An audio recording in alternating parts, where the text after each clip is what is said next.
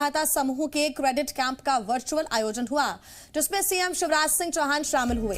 CM ने महिला स्वयं सहायता समूह के बैंक खातों में 200 करोड़ रुपए ट्रांसफर किए और इस दौरान उन्होंने कहा कि महिलाओं की आय 1 लाख रुपए महीने होनी चाहिए, जिसमें सरकार मदद करेगी।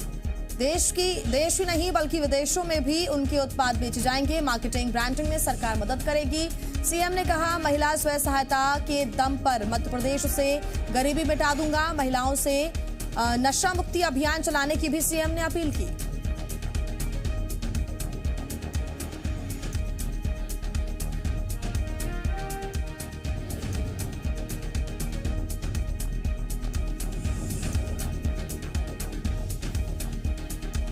इस साल 1400 करोड़ रुपए का बैंक लिंकेज देने का टारगेट हमने समूहों को रखा है और उसी के तहत 200 करोड़ रुपया आज फिर स्व सहायता समूहों को मिले हैं। इनसे मेरी स्व सहायता समूह की बहनें अनेकों प्रकार की आर्थिक गतिविधियां, काम धंधे प्रारंभ करेगी। मध्य प्रदेश में लापता हो रही बच्चियों के मामले में सरकार विशेष सतर्कता बरत रही है। सीएम शिवराज सिंह ने बेटी बचाओ अभियान में कई नए प्रावधान जोड़ने के निर्देश दिए हैं। नए प्रावधानों में महिला सुरक्षा के तहत अब मजदूरी के लिए ले जाने वाले ठेकेदार को संबंधित पुलिस थाने में अपनी पूरी जानकारी देनी होगी। इसके साथ ही पुलिस थानों को भी निर्देश दिए गए हैं कि नाबालिग और युवतियों की गुमशुदगी के मामले में संवेदनशीलता बरतें। आपको बता दें कि मध्य प्रदेश के पुलिस थानों में 6000 से ज्यादा नाबालिग बच्चियों की गुमशुदगी के केसेस दर्ज हैं। तो वहीं सीएम के निर्देश पर हुई कार्रवाई के बाद अब तक करीब 3000 बच्चियों को बरामद किया जा चुका है।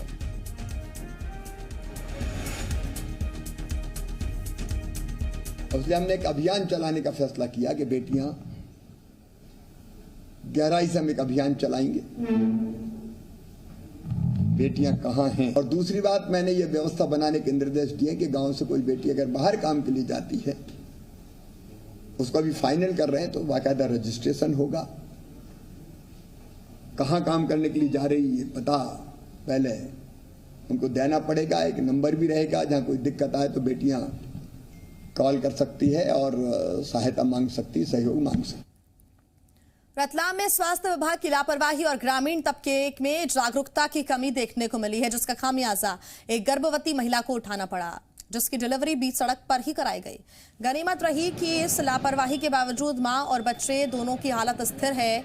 दरअसल रतलाम जिले के इमलीपाड़ा गांव में मजदूरी का काम करने वाली महिला अपने पति के साथ रतलाम सोनोग्राफी कराने के लिए पहुंची थी। गांव में जागरूकता की कमी होने के कारण महिला ने अब तक अपनी सोनोग्राफी ही नहीं कराई थी, जिस कारण उसे डिलीवरी के वक्त का अंदाजा ही नहीं था।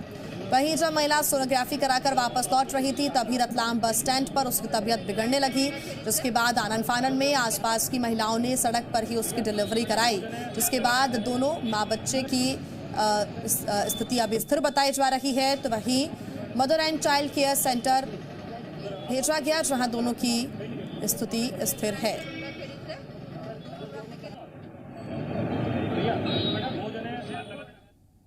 सोनो करवाई थी और सोनो करवा के बस बैठी थी कि मैडम को दिखाएंगे ऐसा। इसके उपरांत उसको तकलीफ होने लगी, तो वो लोग ने फिर थोड़ा बहुत तकलीफ हुई तो मैंने बोला चलते अपन अंदर। वो तो एडमिट के लिए नहीं आई थी, वो तो पूरा समय था, उसको ये नहीं था कि डिलीवरी हो जाएगी। वो तो सिर्फ सोनो के लिए आई थी कि अपन सोनोग्राफी करवा लेते। बिरमौल में अक्सर डिलीवरी होती रहती, तो वहीं पर करवाना। पन्ना जिले के शाहनगर सामुदायिक स्वास्थ्य केंद्र में लगने वाले महिला नसबंदी शिविर में लापरवाही के मामले थम नहीं रहे हैं। चंद दिन पहले एक कमरे में महिलाओं को लिटाने का मामला सामने आया था, तो वहीं अब लोडर वाहन के जरिए महिलाओं को घर छोड़ने का मामला सामने आया है। महिलाओं को शिविर में किसी तरह की सुविधाएं नहीं मिल रही हैं। महिलाएं और उनके परिजन अपने खर्चे पर शिविर तक आ रहे हैं, तो उन्हें वापस घर छोड़ने के इंतजाम भी नाकाफी है। जबकि सरकार की ओर से नसबंदी करवाने वाली महिलाओं को सारी सुविधाएं देने का नियम है। शिविर में नसबंदी के तहत ऑपरेशन कर महिलाओं को उनके हाल पर छोड़ दिया गया। स्वास्थ्य विभाग की ओर से ना तो महिलाओं को अस्पताल ले जाने के लिए कोई वाहन उपलब्ध कराया गया और ना ही नसबंदी कराने आई महिलाओं के आवागमन की राशि का भुगतान किया गया। लगातार लापरवाही की शिकायतों के बावजूद जिला प्रशासन मामले से अनजान बना हुआ है।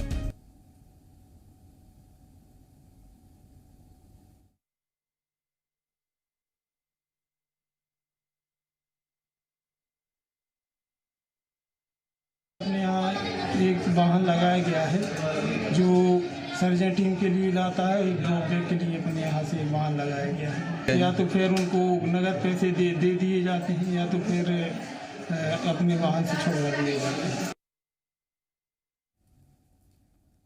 और अब खबर भोपाल से, जहां एनएचएम दफ्तर में लैब टेक्नीशियन भर्ती परीक्षा पास कर चुके छात्रों ने जमकर हंगामा किया और नारेबाजी की। छात्रों ने अलॉटमेंट लिस्ट में फर्जीवाड़े का आरोप लगाया है। टॉप रैंक वाले छात्र अलॉटमेंट लिस्ट में अपना नाम नहीं होने से नाराज हैं। दरअसल एनएचएम ने नवंबर 2019 में एसटीएलएस 213 और लैब टेक्नीशियन 377 के लिए भर्तियां निकाली थी। परीक्षा पास कर चुके छात्र पिछले 1 साल से अपनी ज्वाइनिंग का इंतजार कर रहे हैं।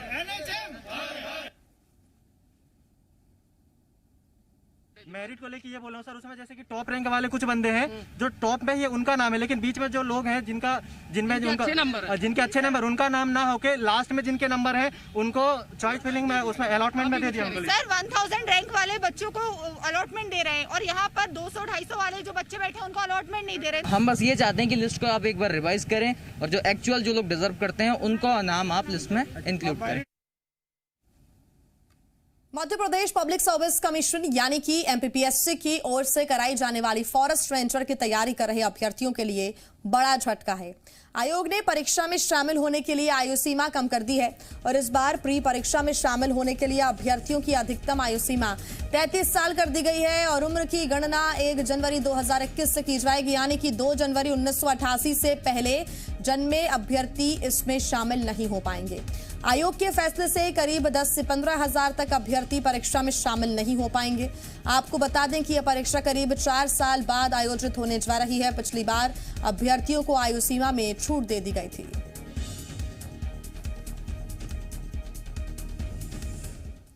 Madhya Pradesh professional examination board ने पुलिस भर्ती के लिए आवेदन प्रक्रिया को आगामी आदेश तक स्थगित कर दिया है।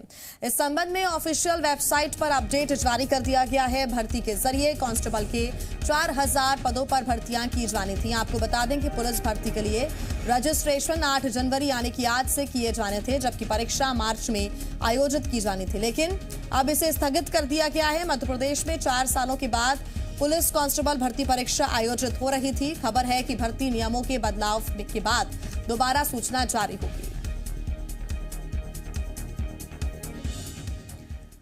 सरकार ने स्ट्रीट वेंडर्स के लिए योजना शुरू की। इसका मकसद है स्ट्रीट वेंडर्स को 10,000 रुपए तक की आर्थिक मदद दिलाकर उनकी स्थिति सुधारना। लेकिन मध्य प्रदेश में यह योजना उतनी कामयाब होती नहीं दिख रही है और इसकी वजह है बैंक। जी हां, सरकार की महत्वाकांक्षी योजना में बैंक ही पलीता लगा रही है। बताया जा रहा है कि बैंक आवेदकों के लोन, खराब सिविल स्कोर, डिफॉल्टर परिजन और खाता मेंटेन नहीं होने जैसे मुद्दे को लेकर लोन रिजेक्ट कर रहे हैं। हालात ये है कि प्रदेश में लगभग 9 लाख लोगों ने आवेदन किया। इनमें से महज 2 लाख लोगों के लोन पास हुए। आवेदकों का कहना है कि बैंक से कर्ज नहीं मिल पाने की वजह से उन्हें बाजार से ऋण लेना पड़ रहा है, जिससे उन्हें कई दिक्कतों का सामना भी करना पड़ रहा है। चालू हो रहा था नहीं तो फार्म भर रहे थे 3 या 4 महीने हो गए। अच्छा, 3-4 महीने से इंतजार ही हो रहा है। एक फुल्की का स्टॉल डालना चाह रहा था, तो वो मेरे 3-4 महीने हो गए, अभी तक कोई रिस्पांस नहीं है। बैंक वाले के पास जाओ तो वो तो यही कहते हैं आपका अभी नहीं होगा, कल होगा, परसों होगा, 1 महीना लगेगा, ऐसा कुछ बोल के और भेज देते हैं। शिवराज सरकार आत्मनिर्भर मध्य प्रदेश बनाने की दिशा में काम कर रही है, लेकिन दूसरी तरफ बेरोजगारों के सामने खड़ी मुश्किलें कम होने का नाम नहीं ले रही हैं। जहां एक तरफ सरकारी नौकरियां मिलना मुश्किल है, तो वहीं स्वरोजगार करने वाले भी परेशान हैं। प्रदेश में 4200 कांस्टेबल्स के लिए होने वाली भर्ती परीक्षा एक बार फिर स्थगित कर दी गई। एमपीपीएससी की ओर से फॉरेस्ट रेंजर परीक्षा के लिए आयु सीमा कम करने से करीब 10 से 15 हजार अभ्यर्थी परीक्षा नहीं दे पाएंगे। लॉकडाउन ने छोटे व्यापारियों या स्ट्रीट वेंडर्स को सबसे ज्यादा परेशान किया। सरकार ने स्ट्रीट वेंडर्स के लिए योजना शुरू की, लेकिन हालात ये हैं कि बैंक ही कई मुद्दों को लेकर आवेदन अस्वीकार कर रहे हैं। इन सभी मुद्दों को लेकर जहां एक तरफ कांग्रेस ने सरकार पर बेरोजगारों को धोखा देने का आरोप लगाते हुए प्रदेश भर में विरोध प्रदर्शन करने का ऐलान किया, तो वहीं बीजेपी सरकार के फैसलों का बचाव कर रही है। पार्टी का कहना है कि किसी तकनीकी कमी की वजह से अगर कोई परीक्षा नहीं दे पा रहा है तो उस कमी को दूर किया जाएगा। कांग्रेस सरकार के समय में तो नौकरी के नाम पर बैंड बजाने और मवेशी चराने की बात की जाती थी।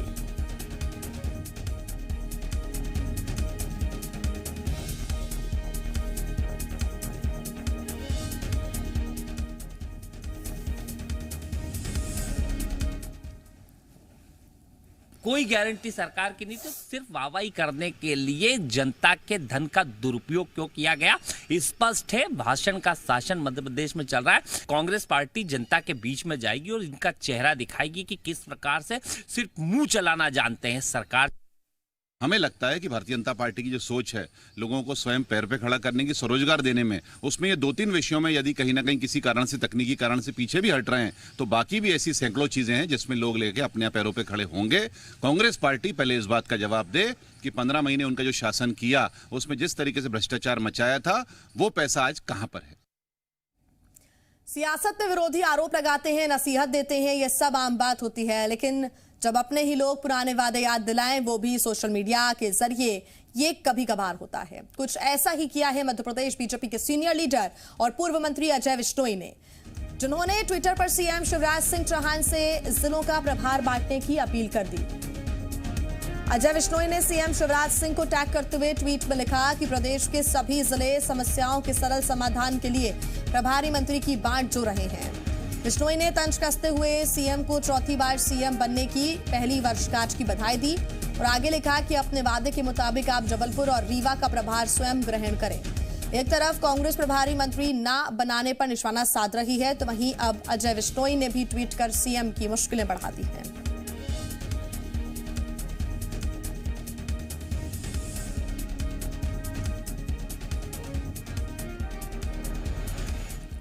पन्ना में स्मार्ट सिटी के तहत हो रहे सड़क निर्माण पर पूर्व मंत्री कुसुम महदले ने सवाल खड़े किए हैं। उन्होंने कहा कि सड़क निर्माण गुणवत्ता के मुताबिक नहीं हो रहा है। काम करने और काम कराने वालों पर कार्रवाई होनी चाहिए। कुसुम महदले के मुताबिक मोहन निवास चौराहे के पास सड़क को 4 लेन का नहीं बनाया जा रहा। जिन्होंने मुआवजे ले लिए हैं उनसे जमीन अधिग्रहित नहीं की गई है। उन्होंने कहा है कि कमीशनखोरी से अधिकारी ठेकेदारों को बाज आना चाहिए, नहीं तो हादसे होते हैं।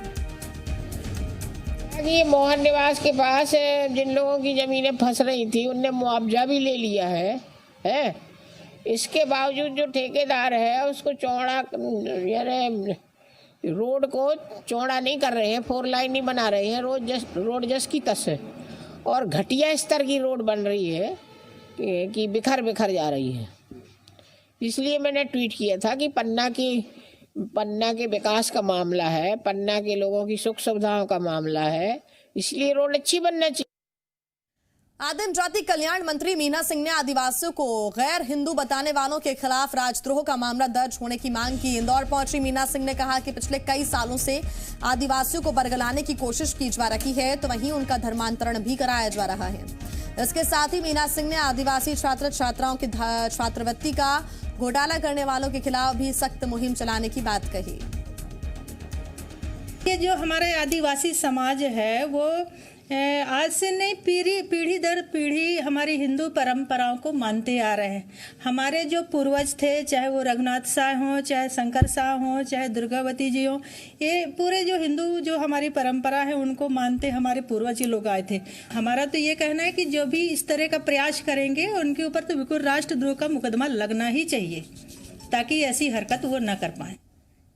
गोविंद सिंह राजपूत शिवराज सरकार के मंत्रिमंडल में शामिल होने के बाद पहली बार अपने गृह नगर सागर पहुंचे और इस दौरान लोगों का उत्साह देखते ही बना। जगह जगह बुंदेली परंपरा से उनका स्वागत किया गया। तो वहीं आज शाम को गोविंद सिंह राजपूत कटरा इलाके में कार्यकर्ताओं को संबोधित भी करेंगे।